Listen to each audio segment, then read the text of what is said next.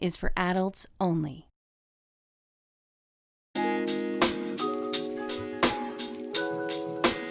Have you seen the Slash? Made by users for users. Engineered for flavor. One of the coolest features around. A built-in loading tool. Learn more at www.stonesmiths.ca.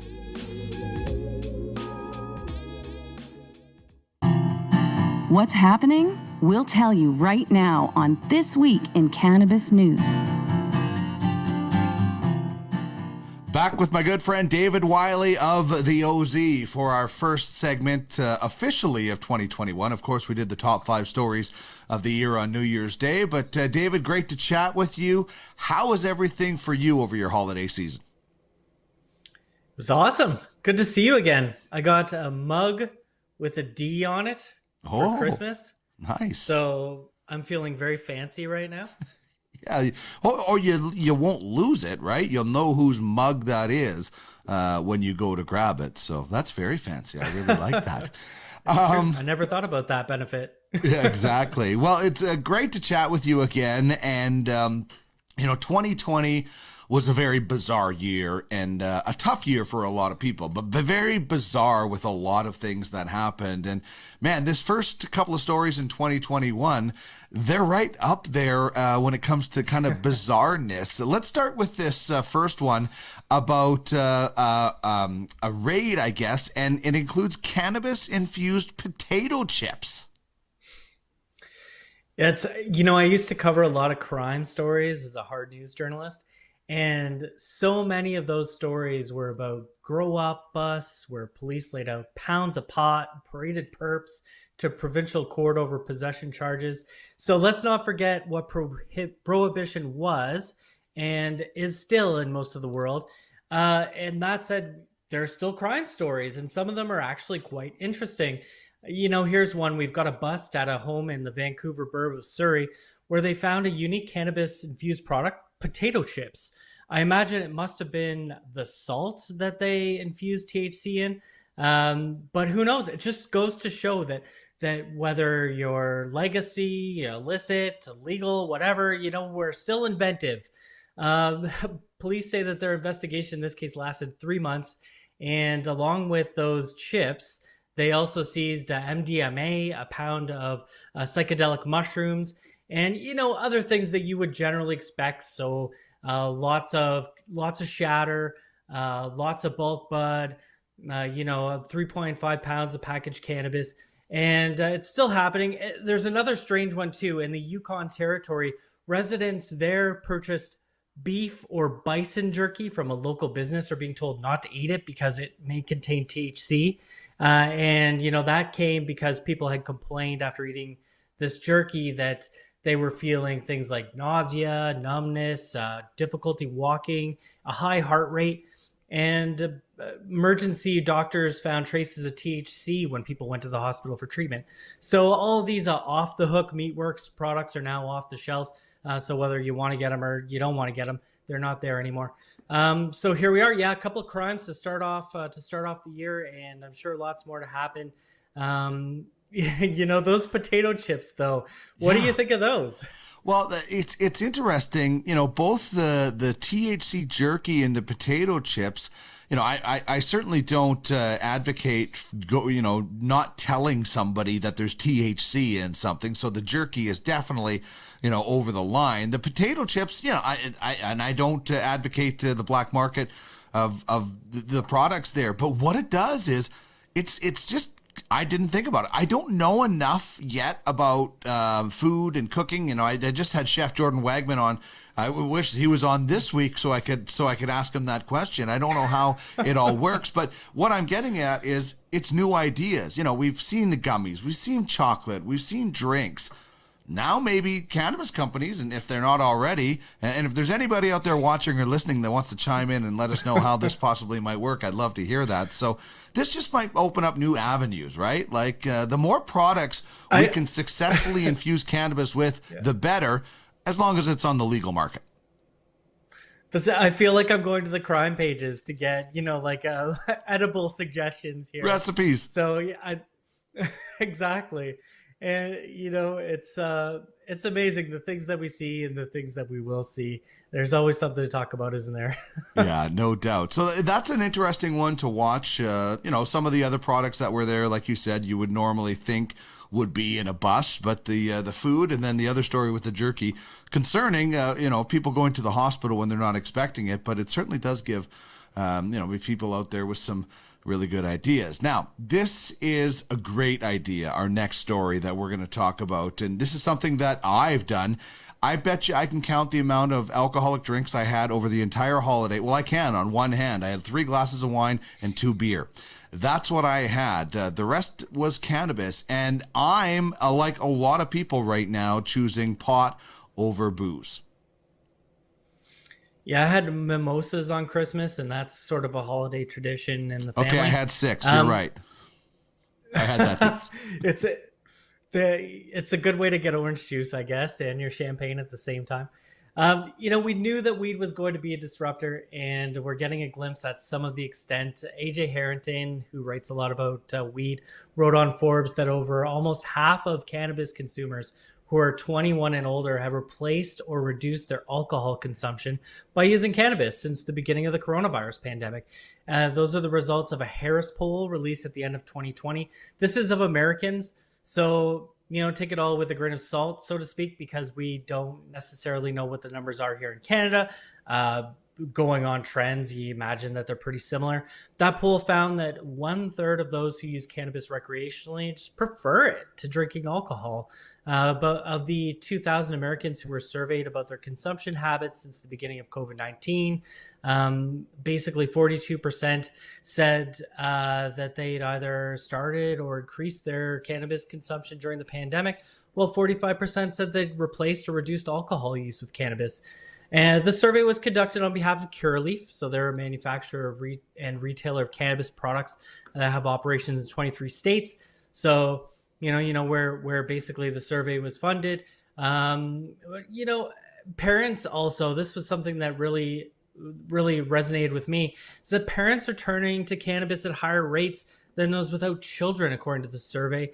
And you take from that what you will. I personally think that cannabis is something that is just much more relaxing. And when I find myself, drinking 1 or 2 too many mimosas, that, I could become a little over the top sometimes, I gotta say.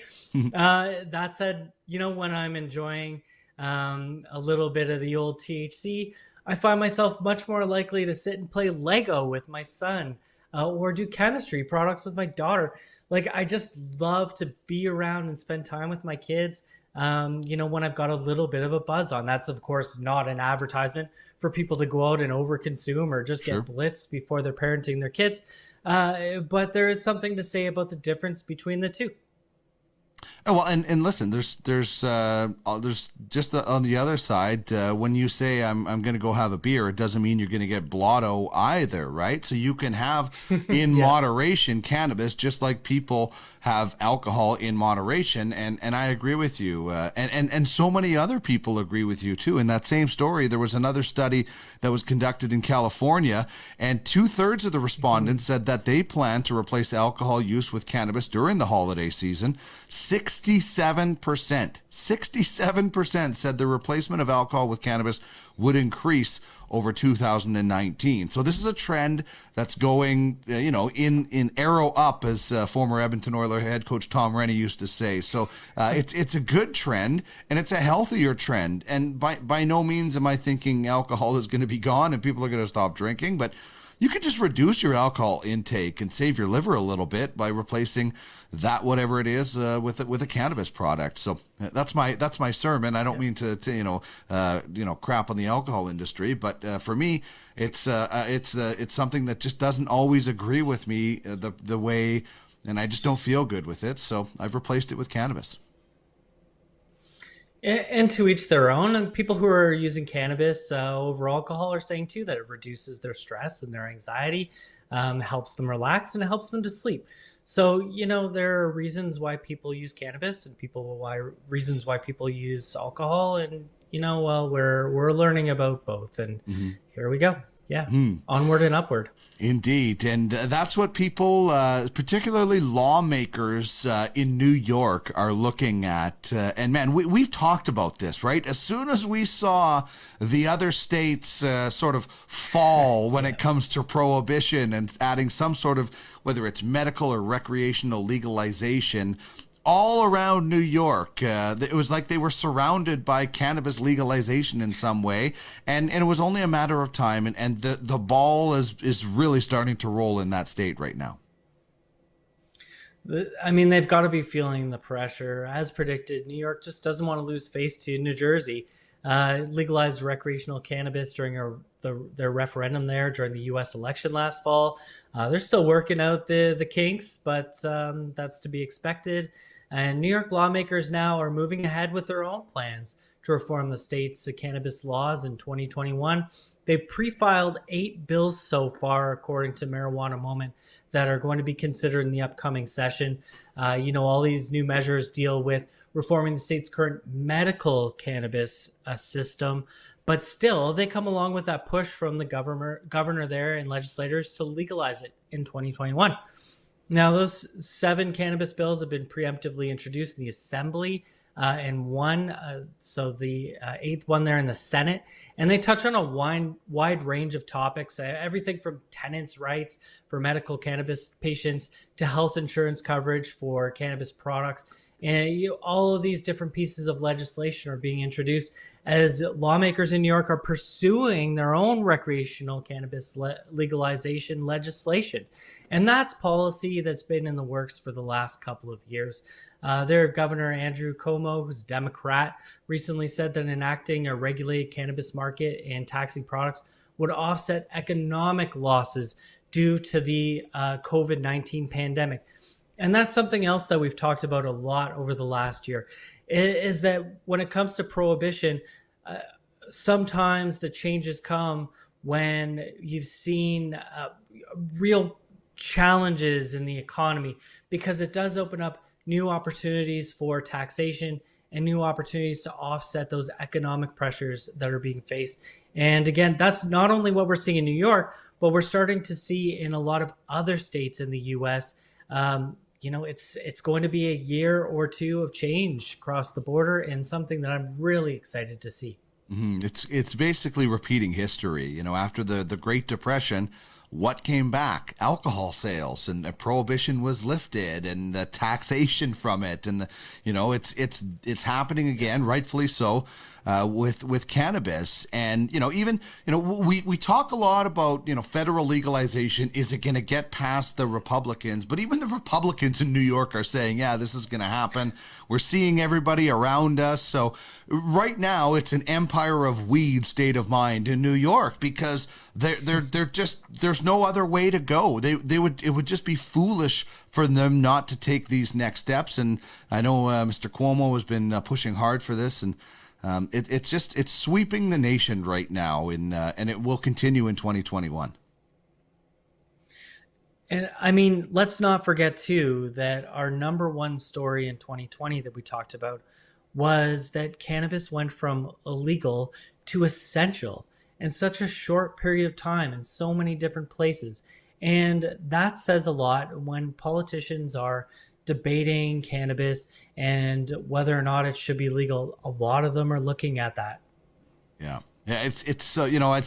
I've watched a lot of history shows, and I watched a lot of shows about alcohol prohibition, and back then there was a lot of resistance to that too, from a lot of religious groups and the teetotalers as they called them. But the similar push against cannabis It doesn't seem like it's there. Maybe just because we have so much more information, right? We just know so much more about this plant than we ever did. And I think a lot of people have maybe, looked at the economic benefits first of all, but then looked at the other benefits and some of the research and stuff said, yeah, like, I'm not selling my soul to the devil to legalize this, right? Like, there is some good benefits. So I think just that the overall tide on this has certainly changed. And, to dovetail on that story about New York, you have a state in Illinois that is, just shredding cannabis, records and charges when it comes to the legal system. And this is what happens when laws are changed. People get their lives, their freedom, and their livelihoods back because of silly charges over cannabis. Yep, this is the way. We want to even the playing field. Let's not limit people who chose weed over booze in their youth and had the bad luck of getting busted. And you really hear we're talking about being equitable. And in that sense, Illinois has raced 500,000 low-level cannabis charges. And you mentioned earlier that we're not seeing as much push against cannabis as we maybe had during alcohol prohibition.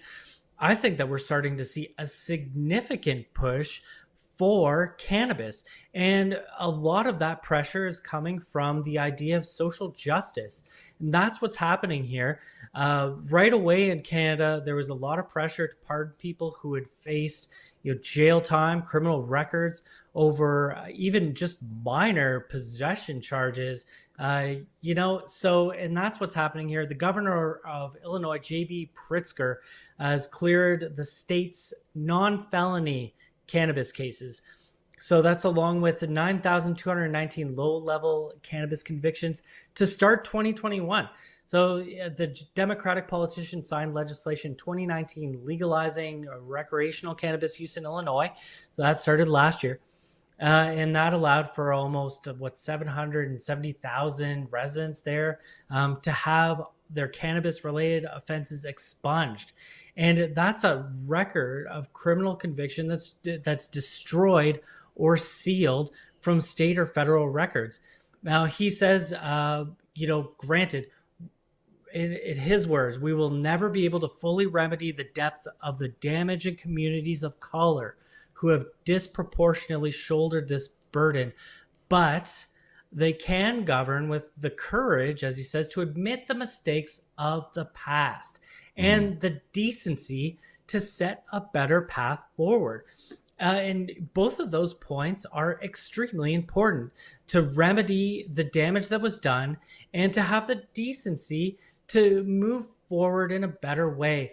2021, I really hope that that's what we're going to see. More of that, admitting that prohibition against cannabis was a mistake and fixing the consequences of that mistake, particularly when it comes to social justice. Yeah, well, in life in general, when you can sit there and say, I made a mistake, I'm sorry, it goes a lot farther than, it's not my fault, I'm not going anywhere, I'm not, blah, blah, blah. It just, culpability, when you just admit your mistake and you admit your fault, people have a tendency to see you in a better light. And that quote was so bang on. And I think they had until 2025 to get some of this stuff done. So they really, really got the ball rolling on this. And it's really encouraging to see. And I think that I hope a lot more people can just come to realize and say, hey, I made a mistake. My mind is now different. I've changed my mind. I realize that there's benefit and we can move forward, rather than just, acting like a 5-year-old that won't leave the White House or something like that, to reference a different kind of a story. But, I think there is, as you mentioned, just a more open-mindedness, because there is actual research. There is, whether, you can call it anecdotal, but there's actual medical research on the benefits of this plant. And 2020 was amazing for that election, and I just think that more and more is going to start opening up throughout the United States, as it has through here in Canada. Yeah, absolutely. And it's more than just words too. I like that Illinois created a program that's reinvesting 25% of their tax revenue from cannabis sales into a fund for youth development, anti-violence projects, economic development, and civil legal aid services, especially in areas that are dealing with high levels of gun violence, child poverty, and imprisonment. because that's what happens when you start a drug war. You end Mm-hmm. up with gun violence, poverty, and imprisonment. Yeah, you're tearing We have to make families that right. apart for sure. Great stuff, David. As usual, the first official segment of 2021, and here's to many, many more down the road. You can find the OZ at Okanagan Z or at Okanagan Z on Twitter, and you can find them at okanaganz.com on the website. First episode with these this new mouth that I got for Christmas, David. You'll have to forgive me, but have a great 2021, and we'll talk soon. Great to see you and talk to you.